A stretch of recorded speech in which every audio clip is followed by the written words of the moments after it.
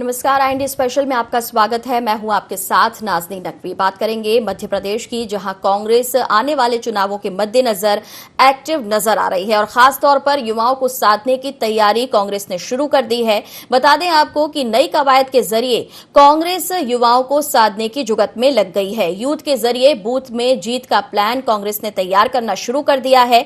आने वाले वक्त में 1 लोकसभा और 3 विधानसभा सीटों पर चुनाव होना है, लेकिन युवाओं के मुद्दों को देखते हुए कांग्रेस जनता के साथ साथ खास तौर पर युवा वर्ग पर पकड़ बनाने की तैयारी में है और इसके लिए कमलनाथ ने भी खास तौर से पार्टी को निर्देशित किया है। तो बेरोजगारी, महंगाई, शिक्षा, अन्य मुद्दों को कांग्रेस उठाएगी। युवा कांग्रेस मतदान केंद्र स्तर पर समितियां बनाएगी और इसके साथ ही कांग्रेस ने संगठनात्मक गतिविधियों को बढ़ावा देने के लिए भी रणनीति तैयार की है। सभी अनुषंगिक संगठन मिलकर काम करेंगे और जैसा कि कांग्रेस ने पहले ही कहा कि हर एक बूथ पर वो नजर बनाने वाली है। छोटे छोटे स्तर, ब्लॉक स्तर तक जाकर कांग्रेस जो है वो काम करेगी।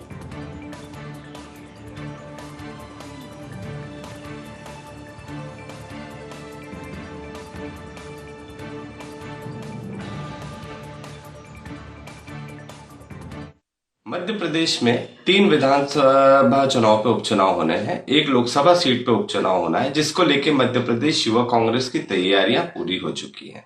हमने ब्लॉक स्तर पे, बूथ स्तर पे अपने कार्यकर्ताओं को जिम्मेदारियां बांट दी हैं। हम वहां पे सर्वे कर रहे हैं कि युवाओं के पास में रोजगार के क्या अवसर है, बेरोजगारी का वहां पे क्या औसत है, कोविड काल में किन लोगों की मृत्यु हुई जिनको सरकार ने मुआवजा दिया है, किसानों की क्या समस्या है, क्षेत्रीय क्या समस्या है। क्षेत्रीय मुद्दों को लेकर युवा कांग्रेस ने वहां पे अपनी तैयारी शुरू कर दी है और हम बहुत जल्दी अपनी अगली प्रदेश कार्यकारिणी की बैठक किसी उपचुनाव वाले विधानसभा या लोकसभा सीट पर हम करेंगे। निश्चित ही हम जीत को लेकर हमारे सभी कार्यकर्ता प्रति संकल्पित हैं और पूरी ऊर्जा के साथ में यूथ कांग्रेस ने अपनी तैयारियां वहां पर शुरू कर दी है, जिसका हमें निश्चित ही लाभ भी मिलने वाला है।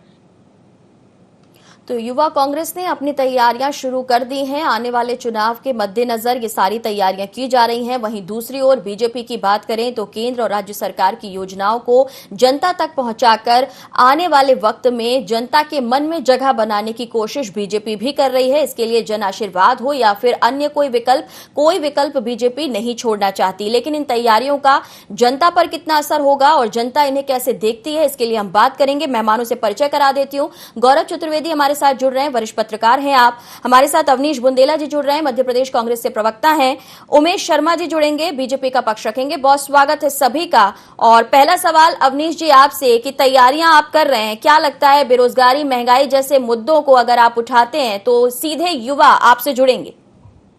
देखिए, सबसे बड़ी बात नाज़रीन जी, इस चीज को आप समझें कि वर्तमान में मध्य प्रदेश में जो स्थितियां चल रही हैं वो बहुत ही भयावह और कितना खतरनाक साबित हो रही हैं, क्योंकि हमने सदैव कहा है कि मध्य प्रदेश शांति का टापू रहा है और शिवराज सिंह चौहान जी पहले भी मुख्यमंत्री रहे हैं। कुल मिला के 17 साल में देखें तो अगर ये 7 साल निकाल दें, 10 साल मध्य प्रदेश में बड़े अच्छे से शांति का टापू, चाहे सरकार भाजपा की रही हो उसके पहले या कांग्रेस की रही हो।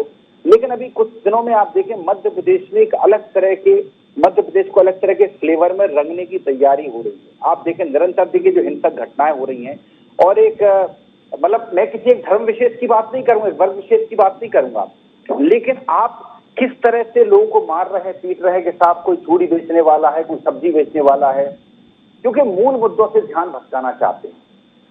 सत्ता पक्ष आशीर्वाद यात्रा लेकर आ रहा, जन आशीर्वाद, मुझे आज तक समझ में नहीं है जन आशीर्वाद यात्रा किस बात की।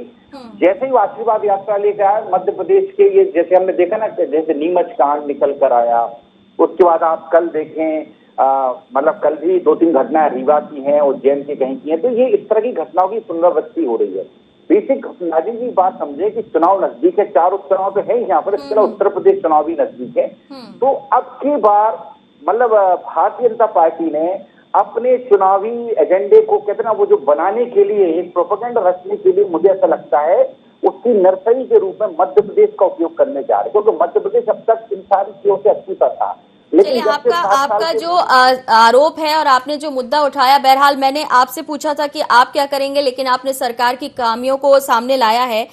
उमेश जी हमारे साथ हैं, वो बेहतर जवाब देंगे। उमेश जी, क्या लगता है जिस तरीके से आरोप लगाए जा रहे हैं और ये कहा जा रहा है कि आने वाले चुनाव के मद्देनजर ऐसा जानबूझकर किया जा रहा है या करवाया जा रहा है, आपको लगता है कि अगर ऐसा होगा तो प्रदेश की जनता बीजेपी को चुनेगी?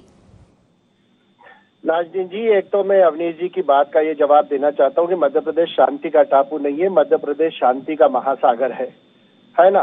मध्य प्रदेश मुझे लग रहा है कि भारत का हृदय स्थल है और हम इसको शांति के महासागर के रूप में ही बने रहने देना चाहते हैं। जहाँ तक अब आपके मूल प्रश्न का विषय है, तो मैं आपके मूल प्रश्न का यह प्रत्युत्तर देना चाहता हूँ कि किसी भी प्रकार की जो ये घटनाएं हो रही हैं, इन घटनाओं को राजनीतिक चश्मे से नहीं देखा जाना चाहिए। मुझे लग रहा है कि समाज में ये जो विकृति आ रही है, इस विकृति से हम सबको मिलकर निपटना चाहिए। जिस प्रकार की मानसिकता बनती जा रही है, ये मानसिकता समाज के सांप्रदायिक सौहार्द के लिए भी घातक है और हमारा जो सामाजिक ताना बाना है उसको भी ध्वस्त करती है। सरकार ने इस प्रकार की कार्रवाइयों पर तत्काल कार्रवाई करी है। चाहे घटनाक्रम नीमच का हो, अब नीमच का जो घटनाक्रम घटा है वो बहुत दुर्भाग्यपूर्ण है, विचलित कर देने वाला है। कोई भी मनुष्य होगा, वो चाहे भारतीय जनता पार्टी में काम करता होगा या कांग्रेस के मित्र होंगे या कोई अन्य राजनीतिक दल के या पत्रकार बंधु होंगे या सामान्य नागरिक भी है, जिसने भी वो वीडियो देखा वो भीतर तक हिल गया। उन व्यक्तियों में मैं भी शामिल हूँ जिसको बहुत ज्यादा वेदना हुई है। अब इस प्रकार की घटनाओं का कोई पूर्वानुमान नहीं होता है। हर एक भूकंप आता है तो भूकंप रोधी यंत्रों से पता चल सकता है कि भूकंप की आशंका है तो समय रहते उपाय किया जा सकता है, पर इस प्रकार की जो नराधम और नरपिशाचों जैसी वृत्ति के साथ लोग काम करते हैं और अमानवीय घटनाक्रम घटता है, इन घटनाक्रमों का कोई पूर्वानुमान तो होता नहीं है। अब हर एक नागरिक के ऊपर एक स्कैनर तो लगाकर नहीं घुमा सकती है सरकार। ठीक है, उसके लिए मुख्यमंत्री ने कहा है कि ऐसा करने वालों को नहीं बख्शा जाएगा, कड़ी से कड़ी सजा भी होगी और दोषी जो हैं उनको जो भी उचित दंड होगा वो उन्हें दिया जाएगा। और लोगों में भी इस तरीके की अवेयरनेस आनी चाहिए कि आसपास अगर ऐसा कुछ घट रहा है तो उसके प्रति वो सचेत रहें। बहरहाल मुद्दे पर आना चाहेंगे। आज हम बात कर रहे हैं कि यूथ के सहारे बूथ को लेकर कांग्रेस जो है वो तैयारी कर रही है। आने वाले वक्त में उपचुनाव की बात करें, एक लोकसभा की बात करें चुनाव की, कांग्रेस जो है वो ये तैयारी कर रही है कि युवाओं को साधा जाए। बाल कांग्रेस की बात यहां पर कांग्रेस कर रही है, उसमें 16 से 20 साल के लोगों को शामिल किया जाएगा। युवाओं से जुड़ने की जो खास कोशिश दिख रही है, उमेश जी क्या लगता है आपको, इससे कांग्रेस आगे तक देख रही है आने वाले, अगर हम 23 और 24 की भी बात करें चुनावों की? मुझे तो लगता है ये निर्णय बड़ा हैरत में भरने वाला है कि आप 16 साल के बच्चों को राजनीतिक कार्यकर्ता के टूल के रूप में उपयोग करेंगे। आप ये कौन सा उपकरण तैयार कर रहे हैं? जब मताधिकार का ही उम्र आयु तय करी हुई है और 18 वर्ष के पहले का व्यक्ति मताधिकार का उपयोग नहीं कर सकता है, तो आप 16 साल के बच्चों को जो नाबालिग होते हैं आप अपना राजनीतिक उपकरण कैसे बना सकते हैं? आप उनको टूल के रूप में कैसे उपयोग करना चाहते हैं? ये बात अलग है कि आपका जो हाईकमान है, आपका जो नेतृत्व है, वो भले ही आयु में 50, 52, 55 के हो गए पर आज भी बाल बुद्धि है, पर पूरी कांग्रेस के बाल बुद्धि हो गई है। 16 साल के बच्चों को राजनीति के झंडे पकड़ाएंगे आप? 16 साल मैं जवाब के लिए मौका देना चाहूंगी अवनीश जी को। अवनीश जी, मैं उनको याद दिलाना चाहूंगा, उमेश शर्मा जी को, कि इनकी जो शाखाएं लगती हैं आरएसएस की, जो भाजपा का कहते हैं ना, या तो आप उसका पितृ संगठन कह लें या सिस्टर कंसर्न कह लें, उनमें 10-10 साल के बच्चे भी जाते हैं, पहली बात। बाकी मैं उमेश शर्मा जी को एक बात के लिए धन्यवाद दूंगा कि उन्होंने माना कि समाज की मानसिकता बड़ी ही विकृत हो रही है। इस चीज के लिए मैं उनका धन्यवाद देता हूँ। ये बात सही है, ये चिंताजनक बात है और इसको किसी भाजपा या कांग्रेस के चश्मे से नहीं देखना चाहिए। राजी, जब अपन मुद्दे की बात करें कि जो यूथ कांग्रेस जो प्रदर्शन करने जा रही है, ये बात सही है कि आज की तारीख में हम मूल मुद्दों से भटक रहे हैं, तो विपक्ष का सदैव काम रहता है कि सरकार को जगाना, उनको मूल मुद्दों की तरफ लाना। क्योंकि मुझे ऐसा लगता है मूल मुद्दे आज की तारीख में 17 मुद्दा होना चाहिए बेरोजगारी, क्योंकि रोजगार बिल्कुल खत्म हो गया। इसी भोपाल शहर में आपने देखा परसों एक इंजीनियर ने किस तरह खुद जहर खाया, अपने बच्चों को भी मारने का प्रयास किया, उसमें 2 लोग खत्म हो गए, दोनों ही अस्पताल में। तो बेरोजगारी इस भयावह स्थिति में पहुंच गई। इसके अलावा बढ़ती हुई महंगाई, घर की रसोइयों का भी बिल्कुल हम देखते हैं बजट पूरी तरह से बिगड़ चुका है। गैस सिलेंडर हो, अच्छा पेट्रोल डीजल के दाम ले ले, हर चीज का मतलब ऐसा लगता है कि सरकार ने अब इस सब सारी बातों पर बात करना बंद कर दिया है। हमें गर्व है आज की, जब प्रधानमंत्री मनमोहन सिंह जी ने एक बार कही थी बात के पैसे पेड़ पर नहीं उगती, तो उस समय भाजपा ने उनको आड़े हाथों लिया था, उनकी निंदा की थी। लेकिन आज वो बात सही है, उन्होंने कितना साफ गोई से बात को स्वीकार किया। तो उस समय कुछ परिस्थितियां ठीक नहीं रही होंगी, लेकिन उस समय महंगे पेट्रोल डीजल पर बकायदा बात होती थी। राजेश जी, आज की तारीख में सरकार महंगे पेट्रोल डीजल को कोई विषय ही नहीं मानती है, जबकि 100 रुपए के ऊपर कभी किसी ने कल्पना नहीं की थी कि हम यहाँ पहुंचेंगे। लेकिन फिर भी तो यूथ कांग्रेस को लेकर अपना प्रदर्शन कर रही है और निश्चित तौर पे आप देखेंगे यूथ कांग्रेस की सदैव उसने अपनी ताकत गौरव सर भी हमारे साथ है, उनकी टिप्पणी भी इस पर लेना बनता है। गौरव सर, आपने दोनों पक्षों को सुन लिया, बात हो रही है यूथ को साधने की। अवनीश जी कह रहे हैं कि कमलनाथ जी ने बहुत साफ गोई से बातों को उस वक्त स्वीकारा था, लेकिन क्या राजनीति में यह साफ गोई मंजूर होती है? क्योंकि अगर होती तो शायद उनकी बात को समझा जाता। लेकिन फिलहाल जो परेशानी है वो बीजेपी भी यही बार बार कहती है कि विपक्ष नदारत है, केवल ट्वीट पर नजर आता है, अगर एक दो घटनाओं को छोड़ दें जहां उनकी मौजूदगी या प्रेजेंस दिखती है। नाजनीन जी, अगर हम अपने मुद्दे की बात करें, यूथ को राजनीति से लेकर के जो जोड़कर अपन मुद्दे पर आ रहे हैं, जी जी 18 से 45 साल की उम्र के एक बड़ा वर्ग है जो राजनीति में सहभागिता तो रख रहा है लेकिन रुचि नहीं रख रहा है। और रुचि ना रखने का एक सबसे बड़ा कारण है कि देश के परिदृश्य में छात्र कॉलेजों के जो छात्र संघ के चुनाव होते थे उनका बंद हो जाना, जो नर्सरी थी जहां से छात्र नेता के तौर पर उभरकर विभिन्न संगठनों में काम करते हुए आगे आते थे, अगर आज की परिस्थिति में हम देखें तो भारतीय जनता पार्टी हो या कांग्रेस हो, उसके जितने भी बड़े नेता हैं वो सारे के सारे छात्र राजनीति से चुने हुए आए हुए हैं। उमेश शर्मा जी खुद छात्र राजनीति की नर्सरी से निकलकर आज भारतीय जनता पार्टी में एक मुकाम पर हैं। अगर कांग्रेस या भारतीय जनता पार्टी युवाओं को कंस्ट्रक्टिव वे में सकारात्मक तरीके से जोड़ने का प्रयास करेगी तो आने वाले समय में जिन मुद्दों पर युवाओं का भागीदारी होना चाहिए खुलकर होगी। आज उस तरीके से भागीदारी नहीं हो पा रही है, भागीदारी हो रही है लेकिन उस तरीके से भागीदारी नहीं हो पा रही है जो राजनीति के लिए भी जरूरी है और देश के लिए भी जरूरी है। बिल्कुल। उमेश जी क्या कहना चाहेंगे? क्योंकि गौरव सर ने जो बात कही वो बहुत ही कहना चाहिए कि एकदम करीब मालूम पड़ती है। युवा अपनी बात रखना तो चाहता है लेकिन वो आवाज नहीं बन पाता, बाहर से बात करने से कुछ बदलने वाला नहीं है। इसलिए कांग्रेस अगर ये प्रयोग कर रही है, आपने कहा कि ठीक नहीं मालूम पड़ता, लेकिन राजनीति के लिहाज से ऐसी बातें या इस तरीके के प्रयोग होने चाहिए। नहीं होना चाहिए, प्रयोग से कोई आपत्ति नहीं है, पर उसकी आयु सीमा के बारे में कांग्रेस को विचार करना चाहिए। 16 के बजाय अब 18 साल को फोकस करिए, हमको कोई आपत्ति नहीं है।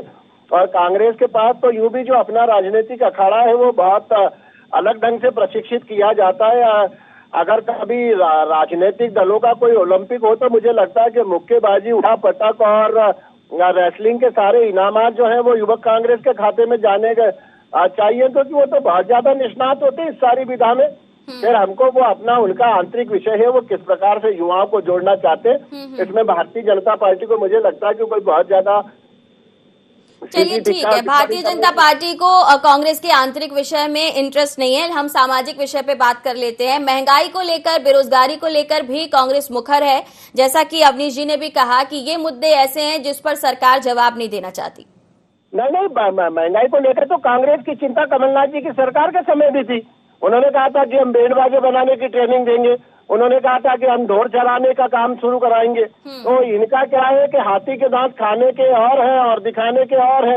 ये हालात तो ऐसे हैं कि जो सुपड़ा है वो चलनी जो है वो सुपड़े से करी है कि तुझमें बहुत सारे छेद है। तो मुझे लग रहा है कि अपने गिरेबान में झांकना चाहिए। मैं स्वीकार करता हूँ कि महंगाई है और बढ़ भी रही है और ये एक स्वाभाविक प्रक्रिया है। जैसे जैसे समय काल परिस्थिति के अनुरूप कीमतों में उतार चढ़ाव आता है और कोई भी सरकार होती है वो उस पर नियंत्रण करने का प्रयास करती है, पर मुझे लग रहा है कि एक स्वाभाविक प्रक्रिया है और ये आज से जारी है ऐसा नहीं है और ये इसका कभी समापन होगा ऐसा भी नहीं है। कोई भी सरकार इस बात की गारंटी नहीं ले सकती कि इस बिंदु के बाद जाने के बाद में पेट्रोल और डीजल की कीमतें यहाँ थम जाएगी और उनमें बढ़ोतरी नहीं होगी। ये एक स्वाभाविक और सामान्य प्रक्रिया है, पर मैं इस बात से भी सहमत हूँ कि जो आम नागरिक होता है इस बढ़ी हुई कीमतों से उसको असहजता होती है, कठिनाई होती है और सरकार अपने स्तर पर बहुत संजीदा होती है और गंभीरता से प्रयास करती है कि इन स्थितियों को नियंत्रित करा जाए। तो आपकी गंभीरता जो है वो कांग्रेस को नजर क्यों नहीं आ रही? और आप अभी भी कमलनाथ जी के बारे में बात कर रहे हैं, ढोल चराने की, वो बैंड बजाने की। अगर ये सब काम करता तो शायद आपको जो मौका मिला है वो नहीं मिलता। नहीं कोई पर हमने ना तो कोई, हमको ये जो मौका मिला है ये तो कांग्रेस की अपने अंतर्द्वंद के कारण उपलब्ध हुआ है। भारतीय जनता पार्टी का इसमें कोई दोष नहीं है। कांग्रेस के नेताओं का जो है वो राजनीतिक महत्वाकांक्षा माथे पर चढ़कर नाचने लगी थी। एक ही व्यक्ति को मुख्यमंत्री बने रहना था, उसी व्यक्ति को कांग्रेस पार्टी का प्रदेश अध्यक्ष भी बने रहना था। दुर्योधन की मनोवृत्ति आ गई थी कि सोई की नोक बराबर भी जमीन नहीं दूंगा, 5 गांव की बात तो और है। तो मुझे लग रहा है कि कांग्रेस की जो सरकार धड़बड़ा कर गिरी है वो अपने अंतर्विरोधों के कारण गिरी है। और भारतीय जनता पार्टी ने जब सरकार वापस से संभाली है, शिवराज जी के नेतृत्व में मध्य प्रदेश के अंदर लोक कल्याणकारी योजनाओं को नीचे तक पहुंचाया जा रहा है, चौतरफा विकास हो रहा है। अभी हाल में 1,27,00,000 लोगों को प्रधानमंत्री आवास योजना में 627 करोड़ रुपए डाले गए। कलकत्ता ने स्टार्टअप योजना में डाले बीजेपी गए के हैं। पास जन कल्याणकारी योजनाएं हैं, बीजेपी ने अपना रुख साफ कर दिया है। लेकिन अवनीश जी, कांग्रेस के पास खोने को कुछ नहीं, लेकिन पाने के लिए जो है वो केवल प्रयास के बल पर ही मिलेगा। प्रयासों में क्या कुछ तेजी लाएगी कांग्रेस? देखिए, सबसे बड़ी बात है नाज़रीन जी, मुझे हंसी आती जब ये जन कल्याणकारी योजनाओं की बात करते हैं। हमने देखा किस तरह सिर्फ 1 अप्रैल के महीने में 1.5 लाख लोग मरे ऑक्सीजन की कमी से, और किस तरह से हमने देखा रेमडेसिविर इंजेक्शन और कई सारी मूलभूत जरूरतें की दवाइयां भी इस प्रदेश में उपलब्ध नहीं करा पाए। ये जन कल्याणकारी योजनाओं की बात करते हैं। ये रोज की खबरें हैं कि अस्पताल जाने के लिए किसी को अगर एम्बुलेंस नहीं मिली तो कंधे पर टांग के वो ले जा रहा है, सबको ले जा रहा है। और आप देखें निरंतर, आप बताएं कानून व्यवस्था कहाँ है नाज़रीन जी, कौन सा विकास आप मुझे बताएं। बेरोजगारी से लोग आत्महत्या कर रहे हैं। किस तरह के सड़कों की हालत ये है कि शायद मध्य प्रदेश के इतिहास में ऐसा लगता है कि हम फिर पाषाण युग में पहुंच गए हैं। लाइट की कटौती निरंतर शुरू हो चुकी। गांव में आप जाके देखें, ग्रामीण स्तर पर 4-4 दिन तक लाइटें नहीं आ रही हैं, पता करिए जाके। चलिए, ये अगर सारे मुद्दे हैं अवनीश जी, यूथ के सहारे इन मुद्दों को कैसे जनता तक लेके जाएंगे? यूथ का इसमें क्या रोल होगा? कांग्रेस जो चाहती है कि अब युवाओं को आप आगे करेंगे, वो क्या रोड मैप है आपका? देखिए, सदैव युवा इस देश की आवाज रहा है। युवाओं ने ही इस देश में जो 200 साल से अंग्रेज जमे हुए थे, युवाओं ने ही उसको उखाड़ फेंका था। और आज तो एक ऐसे युवा का दिन है श्री कृष्ण जी का, जिन्होंने बाल अवस्था में ही जिन्होंने कई सारे, कहते ना, कंस का भी वध कर दिया था, कई सारे सच्चा, मतलब तो मैं बताऊं, युवाओं को हम कभी अंडरएस्टिमेट नहीं कर सकते। युवा सदैव इस देश की आवाज होते हैं। और जो युवक कांग्रेस है, इन्होंने सदैव अपने आंदोलन से इतिहास रचा है। और आप देखिएगा ये जो यूथ कांग्रेस करने जा रही है, इससे भी आप देखेंगे। अवनीश जी, आप कह रहे हैं कि कांग्रेस में कोई कृष्णा बन के सामने आएगा, और उमेश जी दुर्योधन बता रहे हैं आपके पार्टी में कई नेताओं को कि अलग अलग भूमिका वैसी निभाई, इसलिए पार्टी आपकी सत्ता में आई लेकिन बेदखल हो गई। तो अब कृष्णा की भूमिका निभाएगा कौन? एक नहीं हो सकता है कृष्णा। हर वो कार्यकर्ता, हर नेता है, हर व्यक्ति में कृष्णा है। हर कांग्रेस के नेता में कृष्णा है, हर कांग्रेस के हर नेता, हर व्यक्ति में राम है, और हर महिला में देवी दुर्गा है। तो आप चिंता मत करिए नाज़रीन जी, आप देखेंगे आने वाले समय में भारतीय जनता पार्टी की वैसे भी जमीन खिसक चुकी है। और यूथ कांग्रेस का जो प्रदर्शन, जिस तरह से कहते ना हम प्रदर्शन करने जा रहे हैं, जिस ताकत से, इनको खुद 24 घंटे में एक जन आशीर्वाद यात्रा का प्रोपेगेंडा लेकर आना पड़ा। एक आंदोलन से इतने घबरा गए थे कि 24 घंटे पहले तक कोई रूपरेखा नहीं थी, तुरंत एक जन आशीर्वाद यात्रा लेकर आए। और जिस दिन से जन आशीर्वाद यात्रा लेकर आए, उस दिन से प्रदेश में निरंतर बलात्कार, निरंतर मारपीट, निरंतर गुंडागर्दी, आतंक का साया इस प्रदेश पे मंडरा रहा है। चलिए, गौरव जी हमारे साथ हैं। गौरव सर, आपने दोनों पक्षों को सुना। इसमें जनता के हित की बात, जनता की भलाई की बात और जनता पर महंगाई की जो मार है उसको लेकर, दूर करने को लेकर क्या बात आपकी समझ में आती है? या केवल ये बातें हैं कि एक तरफ से आंदोलन होगा, एक तरफ से आशीर्वाद यात्रा होगी, एक तरफ से फिर कुछ नया आएगा, और ये कवायदों के बीच में जनता जो है केवल इंतजार ही करती रहेगी? एक बहुत अच्छे मुद्दे पर जो हमारी चर्चा केंद्रित होना चाहिए थी, उस मुद्दे को दोनों ही प्रवक्ताओं ने आपसी लड़ाई का मुद्दा बना लिया। एक दूसरे की कमियों को गिनाने का अवसर के तौर पर बना लिया। बात युवाओं की जा रही है तो युवाओं की ही बात की जाए कि युवाओं को किस तरीके से राजनीति में सक्रिय किया जाए। सिर्फ कांग्रेस की ही समस्या नहीं है कि युवाओं को राजनीति से जोड़ना है, भारतीय जनता पार्टी को भी उसी शिद्दत के साथ युवाओं को राजनीति के साथ जोड़ना पड़ेगा, छात्रों को राजनीति के साथ जोड़ना पड़ेगा। क्योंकि जो सबसे बड़ी समस्या आ रही है, आज वो सारे नेता हैं जो छात्र राजनीति से आए थे, लेकिन उसके बाद अगर आप उठाकर देखें तो कोई भी ऐसा नेता नहीं है जिनकी संख्या इतनी कम है कि जो भविष्य में किसी नेता के तौर पर स्थापित हो सकें। अगर भारतीय जनता पार्टी और कांग्रेस ईमानदारी के साथ छात्रों को राजनीति से जोड़ने की बात करे, छात्रों के बीच में जाए, उनके समक्ष देश के मुद्दे रखे, देश के मुद्दों में जो कमियां हैं उनको सामने रखे, युवाओं के बीच जाए, तो मुझे लगता है आने वाले समय में एक सकारात्मक राजनीति की भूमिका दोनों राजनीतिक दल निभा सकते हैं। बिल्कुल, सोच बदलने की जरूरत है। जो मुद्दे सीधे युवाओं से जुड़ते हैं उन्हें युवा ही बेहतर ढंग से सामने ला सकते हैं। उमेश जी, कितने सहमत हैं आप गौरव सर की बात से? नहीं, मैं गौरव सर की बात से कितना का तो विषय नहीं है, 100% सहमत हूँ कि युवाओं को अवसर मिलना चाहिए और आने वाले समय में युवाओं को राजनीति में और अधिक प्रतिभागिता मिलना चाहिए। और जहां तक भारतीय जनता पार्टी का प्रश्न है, भारतीय जनता युवा मोर्चा के माध्यम से हम लोग निरंतर कार्यकर्ताओं का निर्माण करते हैं। और आज आप देखिए कि मध्य प्रदेश में या देश में भारतीय जनता पार्टी के जितने भी नेता हैं, वे सारे नेता जो हैं वो भारतीय जनता युवा मोर्चा के माध्यम से आगे निकल कर आए हैं। एक समय मुख्यमंत्री शिवराज सिंह जी चौहान भारतीय जनता युवा मोर्चा के कार्यकर्ता से प्रदेश अध्यक्ष रहे। नरेंद्र सिंह जी तोमर भारतीय जनता युवा मोर्चा से निकल कर आए हैं। कैलाश विजयवर्गीय जी भारतीय जनता युवा मोर्चा से निकल कर आए हैं। प्रहलाद पटेल जी भारतीय जनता युवा मोर्चा में है। उमा भारती जी भारतीय जनता युवा मोर्चा से निकली है। राजनाथ सिंह जी भारतीय जनता, मतलब मैं नाम गिनाने चाहूंगा तो अनंत नाम है। भारतीय जनता पार्टी में जो है वो जो हमारी अपनी कार्य पद्धति है, उस कार्य पद्धति का वैशिष्ट्य ऐसा है कि युवाओं को राजनीति में न केवल आगे बढ़ने का अवसर प्रदान करा जाता है, अपितु उनका निर्माण इस प्रकार से किया जाता है कि उनके अंदर ये भाव प्रबल हो जाता है कि देश प्रथम है, फिर दल है और फिर व्यक्ति और परिवार है। तो ये भावना भारतीय जनता युवा मोर्चा के माध्यम से भारतीय जनता पार्टी में तो सदैव से करी जाती रही है। चली तो आ रही है, लेकिन क्या आगे भी ऐसा चलता रहेगा? आगे भी युवा आपकी पार्टी से जुड़ते रहेंगे? ये प्रक्रिया जारी रहेगी? आगे भी ऐसे नेता मिलेंगे जो देश हित के बारे में सोचें और मूल मुद्दों को उठा सकें? निरंतर भारतीय जनता पार्टी के अंदर युवाओं का अपना एक स्थान है और भारतीय जनता पार्टी में युवाओं को पर्याप्त अवसर प्रदान करा जाता है। और हमारे जो आप देखेंगे समविचारी संगठन भी हैं, जैसे अखिल भारतीय विद्यार्थी परिषद जो हमारा वैचारिक परिवार से जुड़ा हुआ एक संगठन है, वहाँ का तो सूत्रवाक्य होता है कि आज का छात्र आज का नागरिक, हम उसको कल का नागरिक मानते ही नहीं है। तो कहीं ना कहीं कमोबेश भारतीय जनता पार्टी में तो युवाओं को पर्याप्त अवसर प्रदान करा जाता है। मैं तो कांग्रेस के मित्र से केवल ये आग्रह करना चाहता हूं कि युवाओं की बहुत ज्यादा चिंता करने का जहां तक वो कर रहे हैं बहुत अच्छी बात है, पर थोड़ा सा कमलनाथ जी को भी युवाओं की चिंता करना चाहिए। और जिस तरह का बर्ताव अरुण यादव जी के साथ करा जाए नौजवान के साथ, इसके पहले ज्योतिरादित्य सिंधिया जी उनके कोप भाजन का शिकार बने, अब अरुण यादव जी उनके निशाने पर हैं।